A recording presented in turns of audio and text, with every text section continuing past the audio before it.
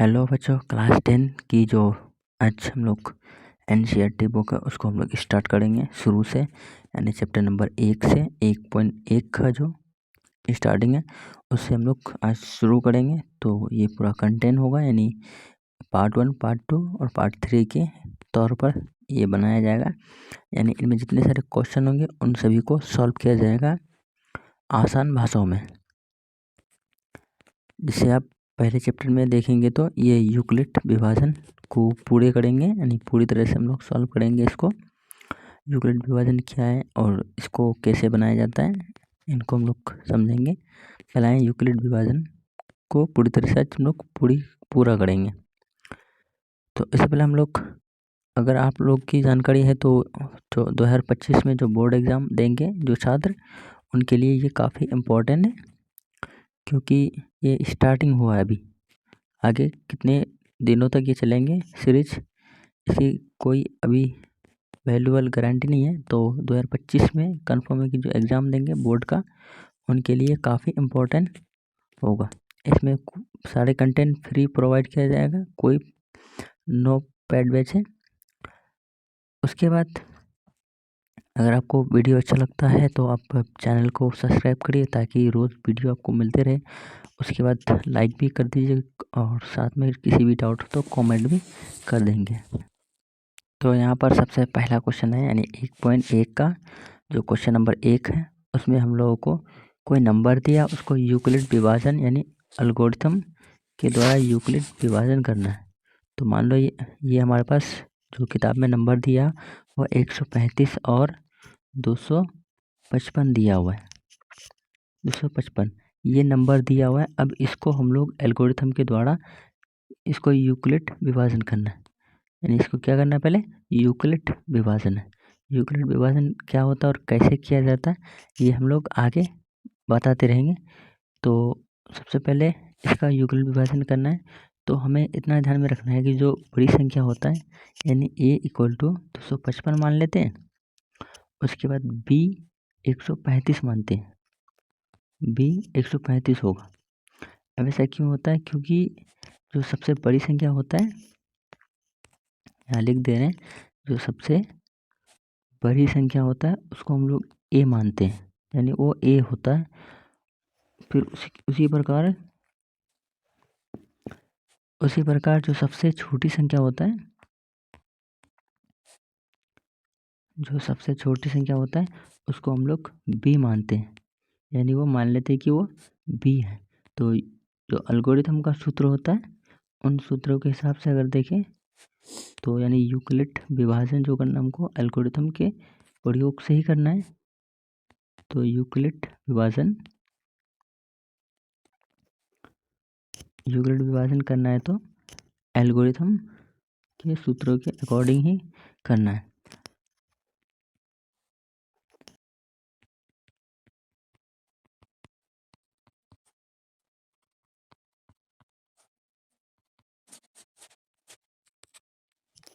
उसके बाद हमारे पास a = है BQ + R, यानी ये एल्गोरिथम का सूत्र है।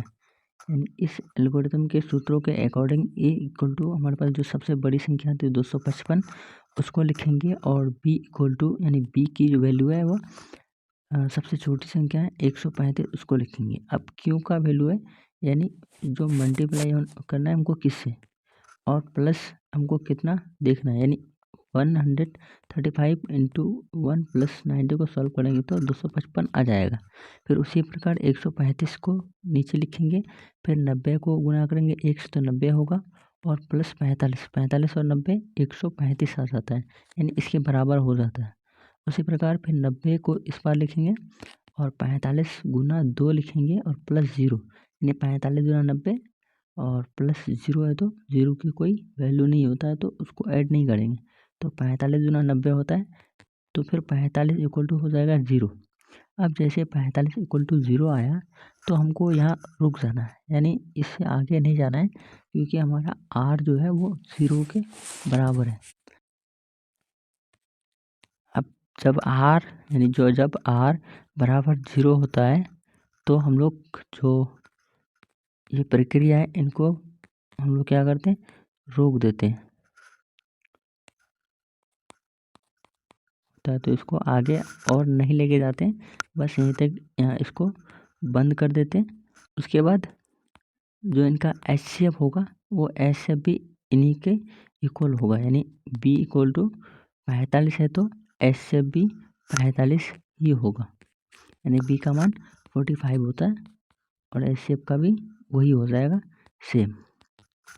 अब क्वेश्चन नंबर 2 में क्या कहता है, यानी 196 और 3800 यानी 3008 ऐसे 38 22 और 0 इतना वर्ड को मान लीजिए, ये हो गया आपका 38,222, यानी इन दोनों के बीच यूक्लिड विभाजन करके विभाजन करना एल्गोरिथम के द्वारा। तो a इक्वल टू जो बड़ी संख्या उसको हम लोग मान लेते हैं 38,222 और b इक्वल टू 196, यानी a की वैल्यू हम लोग तभी लेते हैं जब सबसे बड़ी संख्या हो। तो अगर सबसे बड़ी संख्या हो तो हम लोग उसको a मान लेंगे और जो सबसे छोटी संख्या होगा तो उसको हम लोग b मान लेंगे। अब यूक्लिड विभाजन के जो एल्गोरिथम सूत्र को लगाते हैं तो वो सूत्र होता है e इक्वल टू, पहले यहाँ लिख देते हैं e equal to B Q plus R है, तो ए है 38,220 और बी 196 और क्यू की वैल्यू हम लोग 195 लिखे और आर की वैल्यू 0, तो 196 बराबर 0 हो गई, यानी आर की वैल्यू 0 हो गई। आर की वैल्यू 0 हो गई मतलब एस से भी 0 हो, एस से भी 196 हो जाएगा। ये हो गया आंसर। उसके बाद क्वेश्चन नंबर 3 भी उसी प्रकार सेम ही लिखना है कि हमारे पास दिया हुआ है 867 बराबर 255, यानी दिया हुआ है, यानी उसके बीच में हम और भी लिख सकते हैं 867 और 255। तो हमको ए की वैल्यू 867 दिया हुआ है और बी की वैल्यू 255, यानी 867 ये लिखना था, हाँ 867 और बी की वैल्यू 255। अब उसके बाद क्या करना है कि ए की वैल्यू और बी की वैल्यू में वही ध्यान में रखना है जो सबसे बड़ा होगा, यानी जो सबसे बड़ी संख्या है, सबसे बड़ी संख्या उसको हम लोग ए मानेंगे और सबसे छोटी संख्या जो है, जो सबसे छोटी संख्या होती है उसको हम लोग बी मानेंगे। तो यहाँ हमारे पास ए की वैल्यू जो बड़ी संख्या 867 और बी की वैल्यू छोटी संख्या है 255। अब इन दोनों को यूक्लिड विभाजन के द्वारा, यानी यूक्लिड विभाजन करना है एल्गोरिथम के प्रयोग के द्वारा, एल्गोरिथम के प्रयोग के द्वारा। उसके बाद एल्गोरिथम का सूत्र होता है A equal to B Q plus R, ये इसका सूत्र होता है। ए की वैल्यू हमारे पास 867 दिया हुआ है, 867। उसके बाद इक्वल टू में बी की वैल्यू 255 दिया हुआ है, 255 बी की वैल्यू दिया हुआ है और क्यू की वैल्यू हम लोग को यहाँ बैठाना है। तो क्यू की वैल्यू हम लोग यहाँ पहले 3 बैठाते हैं, इन 3 को चेक करते हैं। अगर 3 रखेंगे तो प्लस में हो जाएगा, अगर दोनों को गुना करेंगे तो प्लस में हो जाएगा 102, यानी 102। उसके बाद 255 को यहाँ रखेंगे, उसी प्रकार 102 को गुना करेंगे तो फिर हम लोग इसको अगर 2 से गुना करेंगे तो ये 2 के आसपास आ जाएगा तो बचेगा 51। उसी प्रकार 102 को इस पार रख करके 51 से गुना करेंगे 2 से तो प्लस में हो जाएगा 0, यानी 51 इक्वल टू 0, 51 इक्वल टू 0 जब हुआ तो ये आर की वैल्यू हमारे पास 0 आया। उसी प्रकार एच से भी 51 हो जाएगा। ये हो गया इसका आंसर,